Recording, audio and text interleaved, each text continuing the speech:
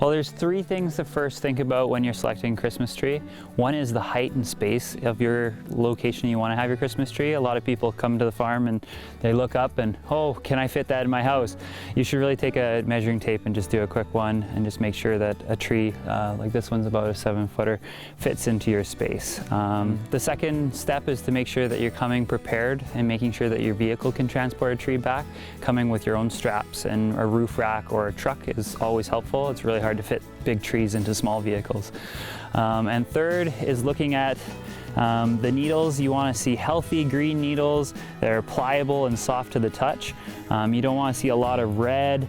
Some red on the inside is typical because as the fall and winter is coming, these trees are starting to shed their old needles that are not of use in the center of the tree, but you really want to be looking at the tips and making sure they're nice and soft and green and lush. And that's how you can tell a fresh Christmas tree. So there's a couple care tips and tricks that you can do for keeping your Christmas tree looking happy and healthy this holiday season. The first step is when you get home, if you're not setting up your tree, make sure you're placing it in a shady, cool spot and keep it moist. Sometimes spraying it with a hose or keeping it in your unheated garage is a really good tip. If you bring it inside, that's when they start to dry out. So if you're not putting up right away, make sure that they're staying nice and cool and dry and moist. So now you're ready to put your Christmas tree in the house. So it's recommended that you cut 1 inch to a 1/2 inch off the bottom of the trunk of the tree.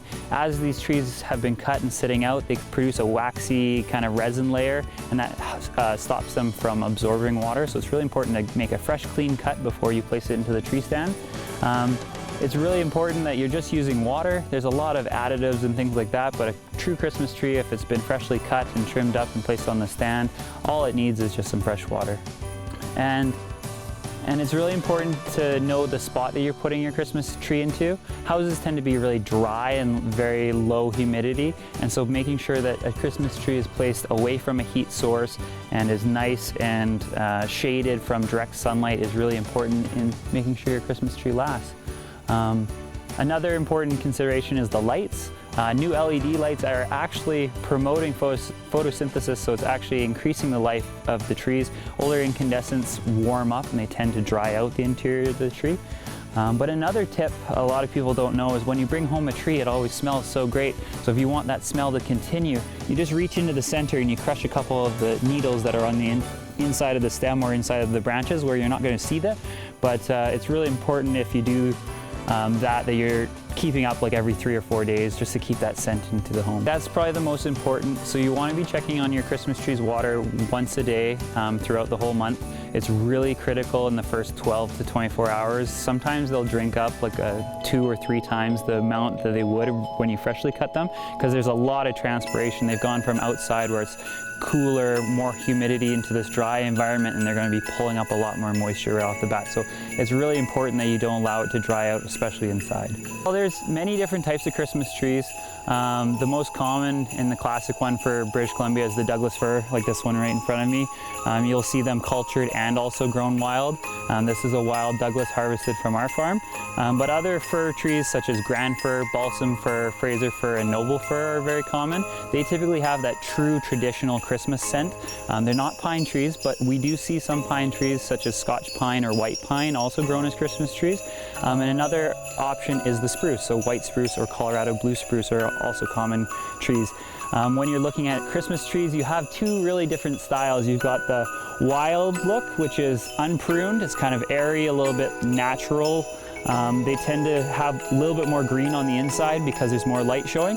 And then you've got the cultured tree, and so those guys are pruned and grown more as a crop. And so those guys over 8 years are really bushy and dense, and they've got that really traditional kind of cone shape around them. So those are the kind of 2 different selections you can do for Christmas trees. BC government has a website where you can download an application form to harvest wild Christmas trees off of power lines or crown land. It's really important that if you are harvesting, make sure that it's not on private land. We've got some people that come through our woodlot and just assume that it's crown land just because it is a woodlot, and harvest a tree here or there, which is okay, but if we had the masses come out, it would be pretty sad. So make sure you're going through the right channels. There's lots of logging road access and whatnot. This year, being how much snow we've had, has made it more difficult, and we saw more people coming out to the farm to buy Christmas trees because it was more difficult to get into the backcountry to get their tree this year. But that is also another really good option. A lot of those trees are going to be mowed in the next couple of years because they're underneath power lines. So take it and enjoy it in your home for a couple weeks or a month or so. Yeah, I wish everyone a happy holidays and a Merry Christmas this season. Stay safe. It was a real blessing to have so many people come out and support the farm this year, and yeah, we can't wait for next year already.